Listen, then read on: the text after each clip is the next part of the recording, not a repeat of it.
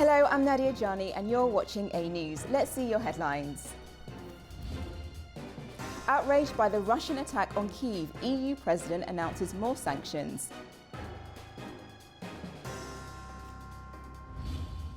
UN Chief says Israel's operation in Gaza City will have devastating consequences. And Britain, France and Germany launch 30-day process to reimpose UN sanctions on Iran. European defence ministers are meeting in Copenhagen to discuss the war in Ukraine the day after a Russian air assault killed 23 people in Kyiv and badly damaged a European diplomatic compound. The agenda includes both the security of Ukraine and the EU's military missions. European diplomats heading to Copenhagen have emphasised that Ukraine needs security guarantees in the face of Russia's attacks. European Union Foreign Policy Chief Kaja Kallas emphasised the need for increased pressure on Russia in light of ongoing attacks on Ukraine, including recent strikes on Kyiv. The meeting was hosted by High Representative Kaja Kallas and Danish Defence Minister. The Ukrainian Minister of Defence also attended. My full agenda essentially revolves around 2 points: how we as Europeans can best support the Ukrainian people in the future, and second, how we can prepare and strengthen our own defence capabilities. The central message is that Ukraine can rely on Germany, can rely on Europe. My clear expectation of what will take up the most time here today, and it is also the most crucial question for Denmark, that is the question of future support for Ukraine. The whole question of how we can support the Ukrainian defence industry to a greater extent and thus strengthen the combat power in Ukraine. That will have the highest priority. And it was Russia's latest assault on Kyiv that triggered a meeting and strong condemnation from European leaders, with promises of new measures against Moscow. The overnight strikes left dozens dead and damaged diplomatic mission offices and the Azerbaijan embassy. Ukraine initiates emergency UN Security Council meeting following Russia's latest large-scale attack. The Kremlin will stop at nothing to terrorize Ukraine. That's according to the European Commission President Ursula von der Leyen, who expressed outrage after Russia's drone and missile attack on Kyiv on Thursday. The assault killed 23 people, including 4 children, left dozens injured, and damaged the European Union delegation's building in the Ukrainian capital. Von der Leyen condemned the strikes, calling them unacceptable, and announced that Brussels will soon introduce further sanctions against Moscow. I'm outraged by the attack on Kyiv, also hitting our EU offices. I just spoke with our deputy ambassador, and I'm relieved that none of our staff were harmed. Last night's attack struck in close proximity of the diplomatic mission, the representation of our union. 2 missiles hit in a distance of 50 meters of the delegation within 20 seconds. And this is another grim reminder of what is at stake. It shows that the Kremlin will stop at nothing to terrorize Ukraine, blindly killing civilians, men, women and children, and even targeting the European Union. We will come forward soon with our 19th package of hard-biting sanctions. And in parallel, we are advancing the work on the Russian frozen assets to contribute to Ukraine's defense and reconstruction.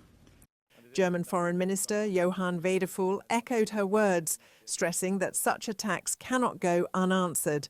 Speaking alongside his Estonian counterpart in Tallinn, he said civilians, including children, had once again been deliberately targeted, and the EU delegation itself had come under fire. Putins Krieg terrorisiert jeden Tag weiter die Ukraine. Putin's war continues to terrorize Ukraine every day. It is crucial that we as Europeans, as the European Union and NATO, stand firmly by Ukraine's side, without any ifs or buts. It is good that the US is currently working towards negotiations, but we can see that the Russian president is not yet prepared to meet with President Zelensky. We will not be blinded by delaying tactics and will instead continue to support Ukraine with weapons, with all kinds of assistance, and with political backing on its path to the European Union and NATO. Jegliche Unterstützung, und mit dem politischen Rückhalt. Wadeful declined to specify potential measures but emphasised that any European response would be coordinated. According to Ukrainian officials, Russia launched nearly 600 drones and more than 30 ballistic and cruise missiles, the most intense assault on Kyiv this month. Many of the victims were killed when a 5-storey residential building collapsed in the Donetsky district on the city's left bank. Alongside the EU mission, the Azerbaijani embassy in Kyiv was also damaged in the blasts. Windows were shattered and the consular roof cracked, but Azerbaijan's foreign ministry confirmed there were no injuries among staff and the embassy remains operational. Meanwhile, the Kremlin said on Thursday it was still interested in pursuing peace talks over Ukraine, saying that both sides were continuing military strikes, but that Russia remained committed to diplomacy. Ukraine President Volodymyr Zelensky says talks on security guarantees for Ukraine must urgently move to the level of world leaders. He wants the United States and European partners directly involved, including US President Donald Trump. Kyiv is pressing for NATO-style assurances as part of any eventual peace deal with Russia. Zelensky stressed the need for legally binding guarantees, saying Ukraine does not want to repeat of the 1994 Budapest Memorandum, when it gave up its nuclear arsenal in return for security assurances. German Chancellor Friedrich Merz has said a meeting between Ukraine's president and Russia's president is unlikely to happen. He noted that this was despite discussions between US President Donald Trump and Vladimir Putin in Alaska earlier this month.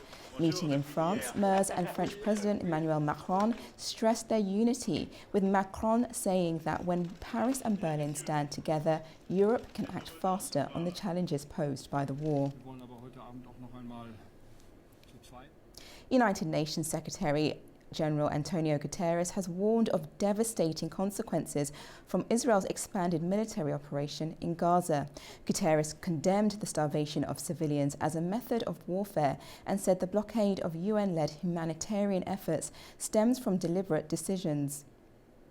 Unbelievably, civilians are facing yet another deadly escalation. Israel's initial steps to militarily take over Gaza City signals a new and dangerous phase. Expanded military operations in Gaza City will have devastating consequences.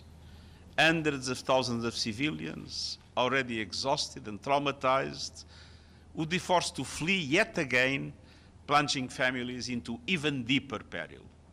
This must stop. And let's be clear, the levels of death and destruction in Gaza are without parallel in recent times. Famine is no longer a looming possibility, it's a present-day catastrophe. People are dying from hunger. Families are being torn apart by displacement and despair. Pregnant women are facing unimaginable risks.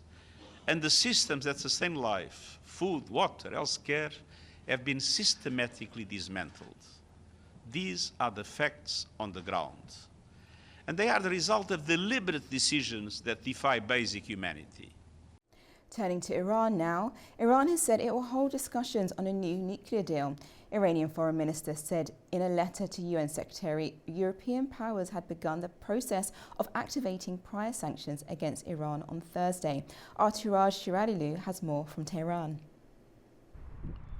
Iran's foreign ministry, in a statement in response to the move by European Troika of France, Germany and the UK on Thursday to start Iran's nuclear dispute settlement process at the Security Council, called it provocative and unnecessary escalation, which will be followed by appropriate responses and will severely undermine the Iran-IAEA cooperation. Also, Foreign Minister Abbas Araghchi, in a letter to EU Foreign Policy Chief, copies of which were sent to UN Secretary General, Security Council Chair State, and UNSC member states, said while Iran is entitled to retaliatory measures, it is prepared to settle the nuclear differences through diplomacy. According to Iran's top diplomat, Tehran is ready to resume fair and balanced talks, provided that other parties demonstrate seriousness and good faith and refrain from destructive actions that undermine the chances of success of negotiations. Shortly after the announcement by the E3 foreign ministers, an Iranian MP said the parliament will discuss the emergency bill next week on withdrawing from the Non-Proliferation Treaty, NPT. Hossein Ali Hajdeligani said that the European powers, which are signatories of the 2015 Iran nuclear agreement reached in Vienna, will regret their move. Iran's mission at the United Nations in New York, in a statement, has urged Security Council members to support the Russian-Chinese draft resolution on the 6-month extension of the Resolution 2231, delaying return of Iran sanctions. The Security Council is scheduled to meet behind the closed doors on Friday to discuss the letter by the European Troika, which calls for return of UN sanctions if the dispute settlement talks in September fail to reach an agreement prior to the expiry of the Resolution 2231 in October. Araqchi, in a separate letter to UN Security Council, has called for mutual respect, not coercion, and respecting Iran's rights under NPT when the Council reviews the E3 letter to decide whether to reinstall UN nuclear sanctions on 18th of October, to relinquish Iran from the looming sanctions, or extend sanctions relief for an agreed period and reach an agreement in the meantime. Turaj Shiralilu, reporting for A News TV, Tehran. Staying with this particular story, European powers and the UN Security Council are bracing for a critical month of diplomacy following accusations of Tehran's non-compliance. Our William Denslow has more from Brussels. The European powers, known as the E3, had set an end of August deadline for a diplomatic solution to be found. And UK Foreign Secretary David Lammy says Iran failed to provide credible assurances over the nature of its nuclear programme. In a letter sent to the UN Security Council, France, Germany and the UK said that Iran's non-compliance with the Joint Comprehensive Plan of Action, or JCPOA, was clear and deliberate. It adds that there's no civilian justification for the highly enriched uranium stockpile they claim Iran has produced. Israel and the United States struck Iranian nuclear facilities back in June, citing concerns over the nation's nuclear intentions in a conflict that lasted nearly 2 weeks. Tehran has denied aspirations for making nuclear weapons. The country's foreign ministry says the E3's actions will seriously undermine ongoing coordination with the International Atomic Energy Agency, and that an appropriate response will be taken. Iran claims that Russia and China support their position, while the US welcomes the snapback. Tehran says it has demonstrated the utmost restraint and is committed to a negotiated solution. The E3 says it will seek to engage with Iran over the next 30 days to restore compliance with its commitments. The UN Security Council will have the opportunity to use this 30-day window to decide whether to provide sanctions relief. William Denslow, Frey News, in Brussels. We shall return after a short break, so please stay with us and don't go away.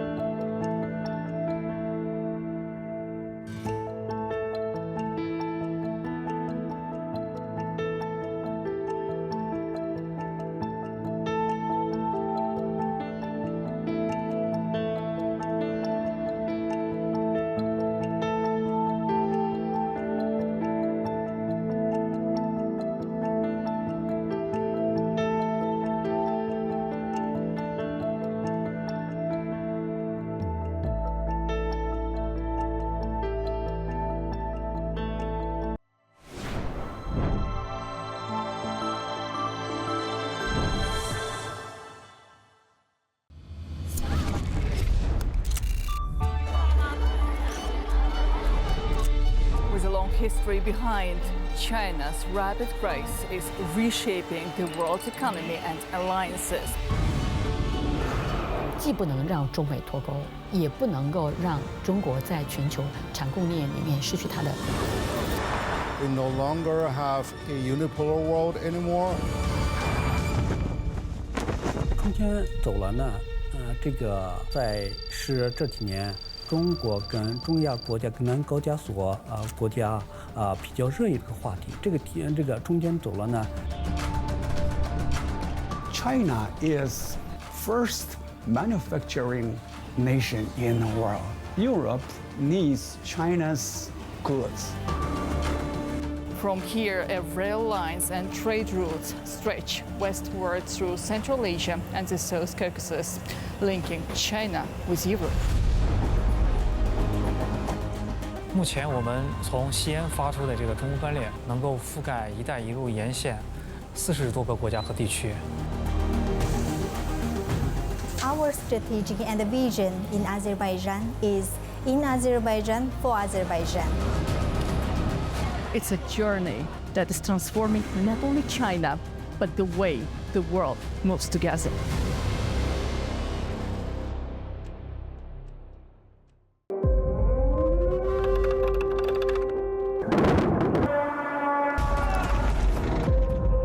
We are in one of the frontline areas of Ukraine.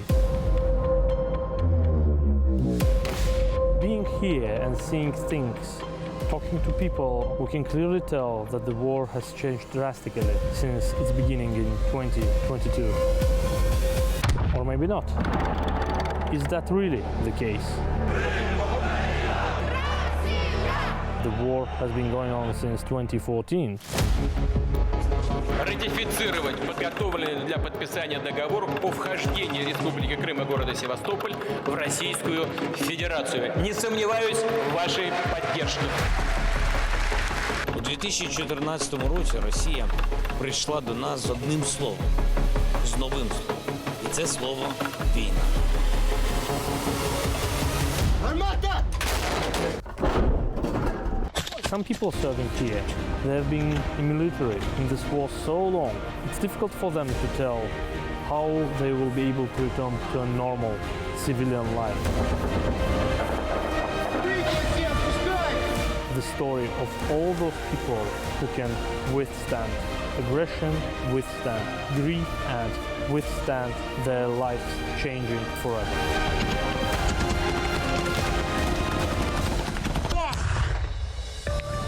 Тяжело. Но держусь. Держитесь и вы все, кого я знал и с кем я был. Слава Украине! Победа за нами!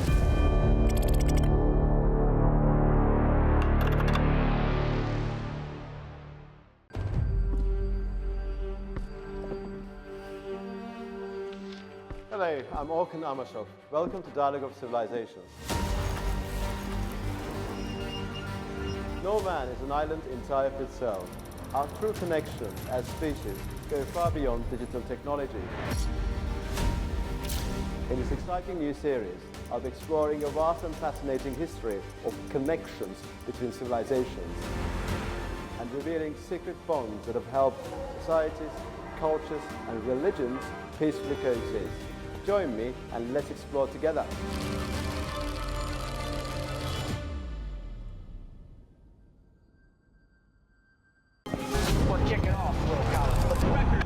Join me, Nick Summerby, on A News. From my days playing in the Premier League to working as a broadcaster for the channels like Al Jazeera and beIN Sports, I've never been afraid to ask the tough questions to find out what's really going on behind the scenes of the world's biggest sports teams. We'll be taking you inside the latest stories, stats and dressing room secrets of the world's biggest teams.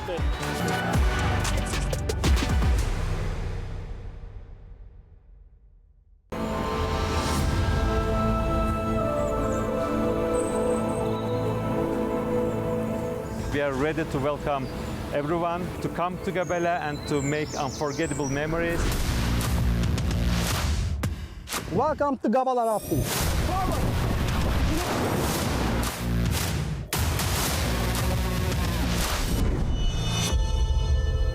This territory is the most important place in our history. Our ancestors lived here 2,000 years ago, and they had here amazing culture, amazing civilization. There's something for everyone here. This place is the largest amusement park in Azerbaijan.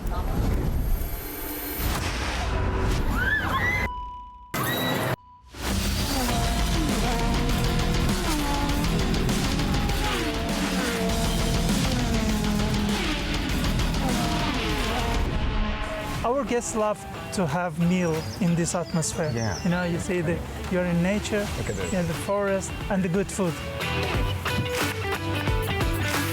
It's 6 tons, 579 liters. And it's a lot of wine. And biggest cask in the world.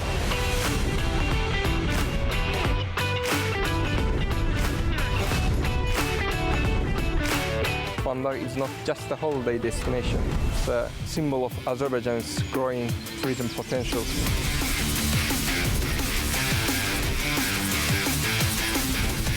The doors are open. Welcome to Gabala, Azerbaijan.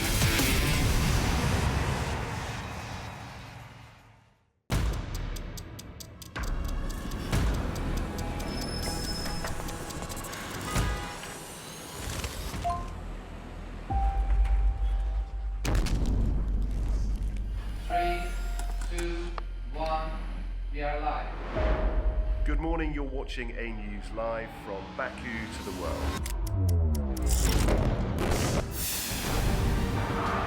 There's a long line of... To truly understand this conflict, we need to look beyond the normal conventions of geopolitics. Well, this is a major development, not just for the governments of countries across the South Caucasus and Central Asia. Its impact is also increasingly being felt in Brussels, London and Berlin.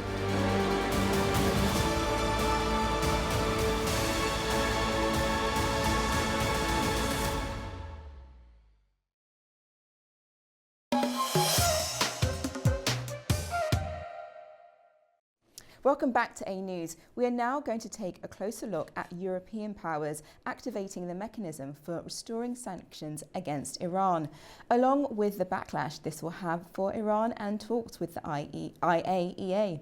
Joining me now to discuss this further is Lamis Jadid, political analyst in the Middle East, but in Geneva at the moment. Good evening. Good evening. Good to see you. Good to see you too. My first question is, what has caused Britain, France and Germany to trigger the snapback sanctions mechanism against Iran? Yeah, let's start by saying it's really bad news. What's happening now?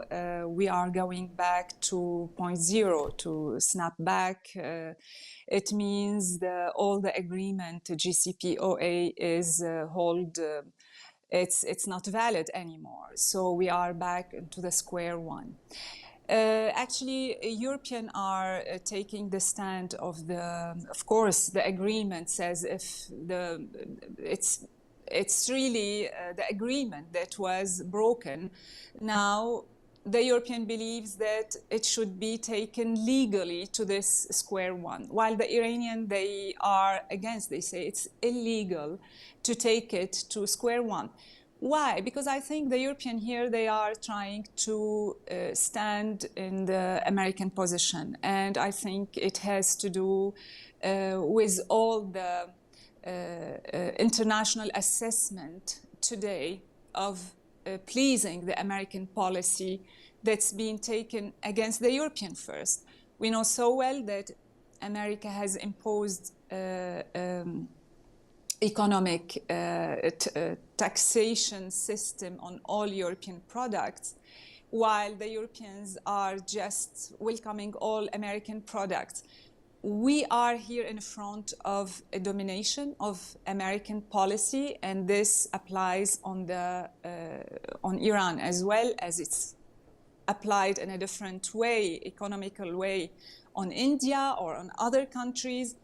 I believe where we are today, what we reach today, it's because of the attack that happened in June against the Iranian facilities, and that pushed the Iranian to not negotiate anymore any new visit of the IAEA. And now they are threatening, in case of any procedures, it comes to sanctions against them, they will get out of the IAEA. So we are in acceleration of events, I believe, and the Iranian, I'm not sure this time they will play it low. I believe we might expect some surprises from the Iranian side, but this actions as well might give a green light to Israel to hit Iran very soon in the near future. And what are the specific sanctions that might come into force? I mean, all these sanctions, we are speaking about exporting their oil. We are speaking about assets that are in all banks in the world. We are speaking about all Iranian money and funds that exist in any European country. So I think the pressure will be really hard this time on already an economic situation that is not very strong in Iran today. So I believe this will harm the Iranian more, and this will push them more into the BRICS bloc. We will see very soon we are facing two economic forces, and one is trying to prevent the other from emerging. And what do you think Iran should do because of what's been triggered now by the European countries? Excuse me? What should Iran now do in response to what the European countries have triggered? Listen, I'm not in the position to answer. Instead of the Iranian, I could just give an overview scene of what's happening. I think the Iranian will not play it down this time, and I think they are ready for any scenarios. They were preparing for months and months. They know each step they are taking, where it will lead them. And they knew that playing soft now, it's not working anymore. I mean, we were shocked the other day by the American ambassador in Paris, who just had an interview on the French TV yesterday. And he just said, you know, and by the way, he's the father of Mr. Kushner, the son-in-law of Mr. Trump, and he said, I don't come from a diplomatic background. I don't have any diplomatic background, and I'm not here to do any diplomacy. We are here not to negotiate the American. We are here just to decide and say what we want, and this needs to be applied on all countries, on France as on other countries. Just to say that this gives us an idea that the time of diplomacy has passed us, and we are now in an era of a complete dominance, American dominance, militarily, economically, and politically, of course.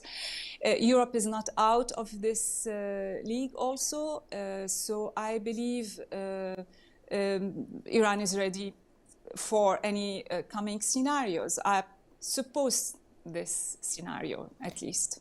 And how might you think this move affects Iran's cooperation with the International Atomic Energy Agency? Would that hinder their progress with them? There is no doubt this is one of the possibilities that the Iranian might take in case of the sanctions were approved after 30 days, and in case also that any attack could happen, a new attack could happen against Iran. I think they are ready. This is their new future step, if I could, because if we think logically, first they will prevent the officials of IAEA to visit any sites in the country, and then they might get out of this organization. So we are really in front of, as we say, catch-20 we cannot know how to get out of it, because I think both sides are determined to escalate. I hope we can avoid the worst scenario, future, especially in this part of the world that is already not stable. Yes, and you mentioned tensions between Israel and Iran. How could this escalation affect broader regional security because of these recent tensions with Israel and the US? I believe there is more than tension between these two countries. I think we all know that the main target of Israel policy in the Middle East is to reach Iran, to control Iran, and to finish the revival of Iran in the whole Middle East. So all what's happening in Syria, in Lebanon, around in Iraq, it's all to reach. The last end of it is Iran. Of course, the tension is high, and Israeli had provoked many times the Iranian, and they wanted them to get to confront them, not just their proxies around in the Middle East. And the Iranian, finally, they understood the message, and they think that it will not work with them anymore to play from behind. So I think they are preparing themselves for some kind of confrontation. And do you see a space for renewed nuclear negotiations before the 30-day window closes, and what Iran wants with that? I think it's already a good step to give some time until the Iranians have a margin of maybe negotiating with their European partners or people who were involved already in the agreement of JCPOA. So we still have some hopes that this will not lead us to a confrontation, and I hope with all my heart that this will stop there and Iran might reach to a middle ground between what they truly want and what could be possibly done in this time. So I think there is a margin of time. We are waiting. Frankly, I'm not so optimistic this time, but we still hope. I think the goodwill should be shown from both parties, not just from the Iranian. And I think the Iranian, they are fed up with the policy of Sunnis, with the policy of that always the will of the big power. I mean, like, they want to be taken in consideration as a nation. So this depends on how much now the hard line in Iran is ready to compensate or to compromise. What message does this step send to other international actors like Russia, China, and the US regarding unity or division within it? It seems Iran has announced that Russia and China, they are both in the same camp with the Iranian, though we never saw any cooperation from the Chinese, and as we all know, they refused even to sell any weapons or to have any kind of engagement, militarily engagement with Iran. On the other side, with the Russian, I think the opposite. There is agreement, security agreements. There is a call for selling 400 S-400 rocket and missiles. And there is now some Iranian military figures that they are training in Russia to reach some kind one day to be able to use it. Of course, this will take 2 years as it's esteemed now, this training. So it will not be put in marche, it will not be put in practice immediately, but I mean, the cooperation is going on. While diplomatically, I think both countries, they will try to support Iran in the United Nations, or even Russia and Iran, they are now in the same line when it comes to put sanctions It was just yesterday or today it was another sanctions on Russia. So they have themselves to support each other for the time being. But I think all this pressure that is being put on Russia, Iran, it's pushing them towards to strengthen their ties through BRICS, of course, because this is the only agreement that is showing itself to the world. And it's not a military agreement, but it's as powerful as any military agreement because it's economic, based on economy. So now I think we are all waiting for some kind of balance, if we could say, between what could be called one day the BRICS, the Eastern Bloc based on economy, and then the West from other side. India is also in the equation, and I think other countries might be concerns in the Middle East, mainly, where they might show support or even belong. Thank you for joining me, Ms. Jadid. Thank you. Take care. Thank you. Thank you. After the break, we'll take a look at the key stories shaping the region. Stay tuned.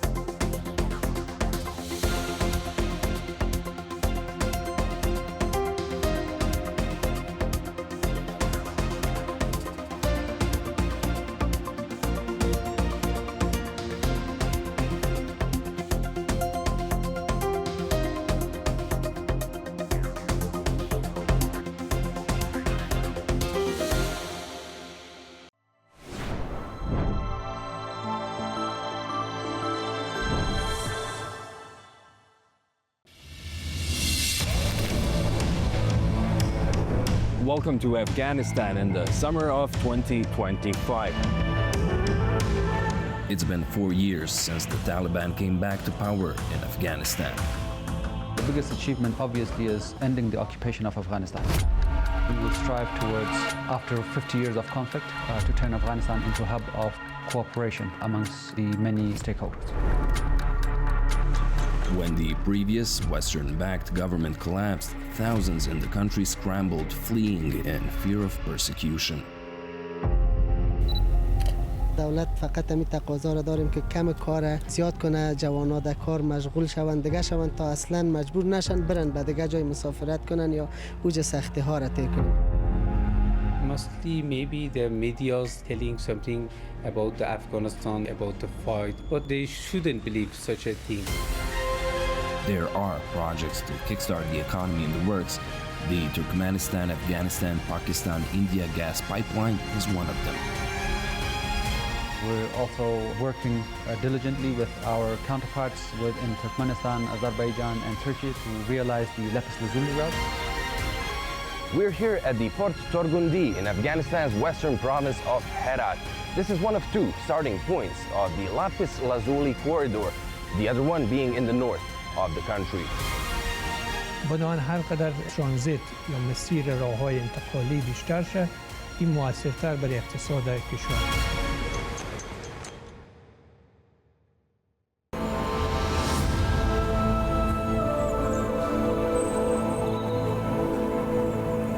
We are ready to welcome everyone to come to Gabela and to make unforgettable memories. Welcome to Gabela Rafting.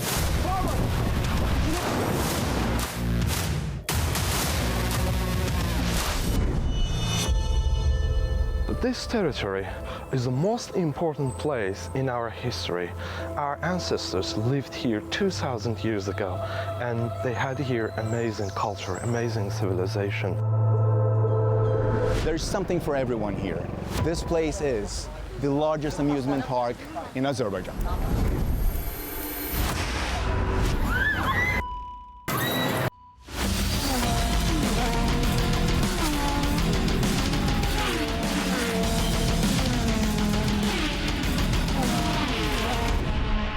Our guests love to have meal in this atmosphere. Yeah. You know, you see that you're in nature, Look at this. in the forest, and the good food. It's 6 tons, 579 liters. And it's a lot of wine. And biggest cask in the world.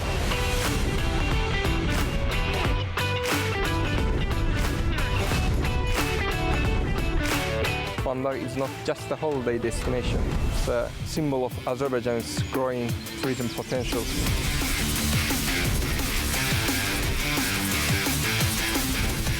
The doors are open. Welcome to Gabala, Azerbaijan.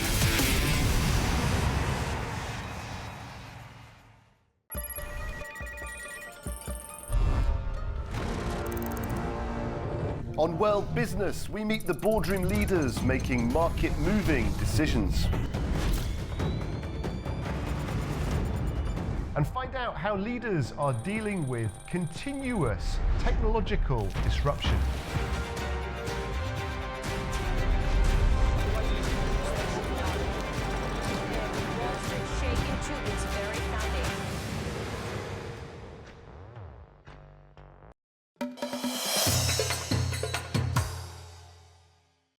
Welcome back to A News. We're now going to take a closer look at the key stories shaping the region.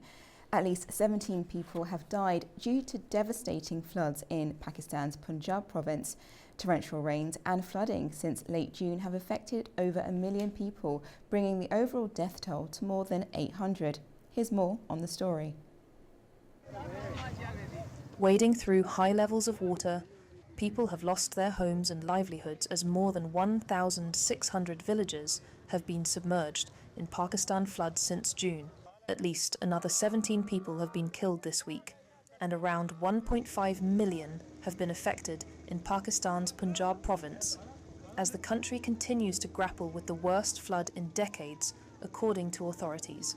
The rising death toll to more than 800 is linked to accidents, including drownings, according to officials. The total confirmed death toll so far is 17 deaths across Punjab, which are due to various accidents during this spell, including drownings and the rest. So far, 1,692 villages across Punjab are underwater, affecting approximately 1.4 million individuals directly impacted and facing various problems. Torrential monsoon rains, combined with India's release of excess water from its dams, have swelled 3 rivers flowing into the eastern province. Both countries are battling a severe monsoon season, with at least 60 deaths recorded this month in Indian-administered Kashmir. This week, authorities evacuated more than 1 million people from homes in Punjab, as vital grain crops have been submerged. Residents are fearful that floodwaters will continue to rise. Yesterday, around 10 to 11 a.m., floodwaters reached our village. As you see, the village is completely submerged, with water flooding every house. The impact is devastating. Crops destroyed, homes ruined, and grain stores spoiled. Despite the rescue team's arrival, the situation remains dire. If more water comes, even the partially spared houses might go under. The rising water level is unprecedented, and the village is severely affected. Punjab, home to half of Pakistan's population and a key producer of wheat, rice, and cotton, remains at the center of the crisis as officials warn the situation could worsen. Pakistan and Armenia have agreed to consider establishing diplomatic relations. The development was announced by Pakistan's Foreign Minister Mohammad Ishaq Dar in a social media post. He said the decision followed a phone call with his Armenian counterpart, Ararat Mirzoyan. The two sides have not yet previously had formal relations, and the talks mark a possible opening between Islamabad and Yerevan.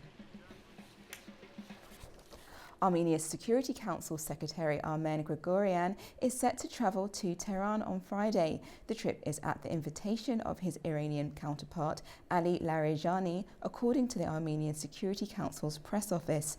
During the visit, he is scheduled to hold a series of working meetings with Iranian officials to discuss matters of mutual interest. The visit follows on an official trip to Yerevan by Iranian President Masoud Pezeshkian this month.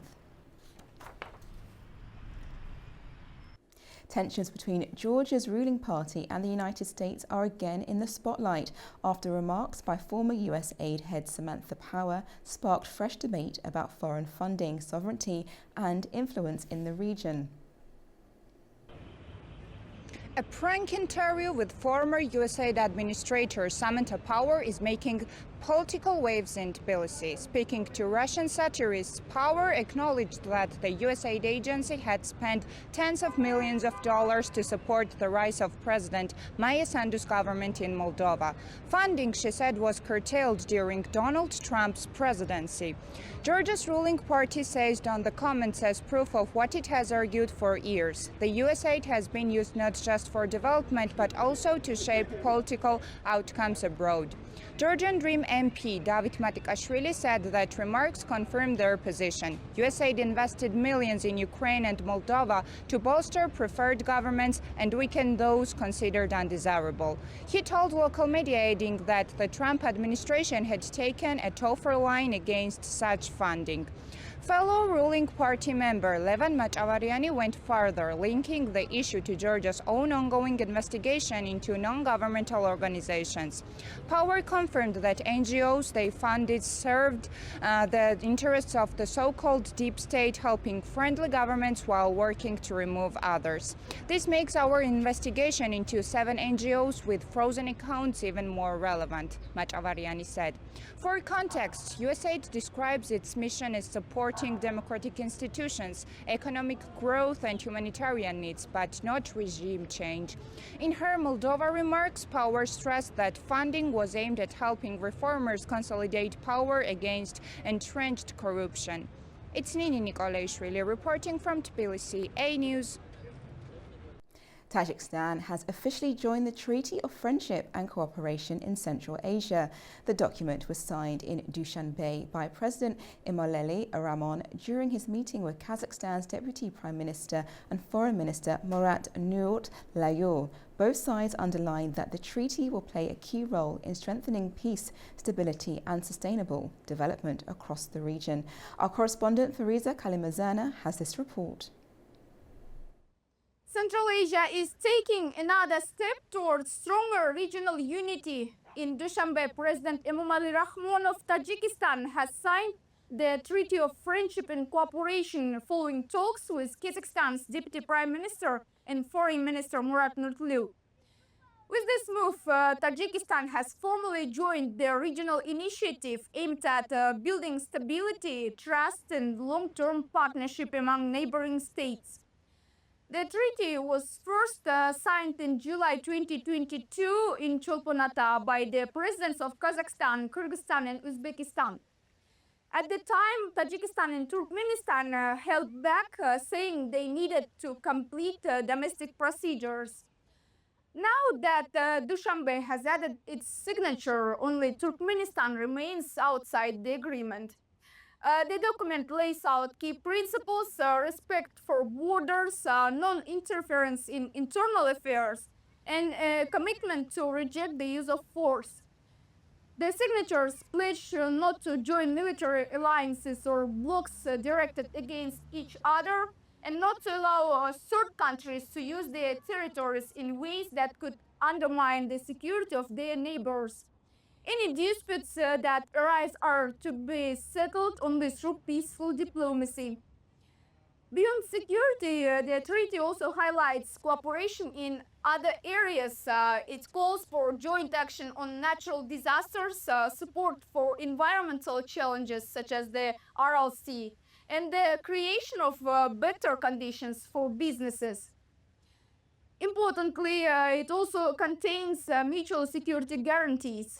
If the independence, sovereignty or territorial integrity of any signatory comes under threat, the others are obliged to provide support. Officials stress that the agreement is not just a declaration of goodwill. It's intended to give real momentum to closer ties across Central Asia at a time when the region faces mounting external pressures and complex security risks. From Almaty, Kazakhstan, Fariza Kalimurzina, A News. That's all we have for now. Thank you for watching and stay tuned to A News.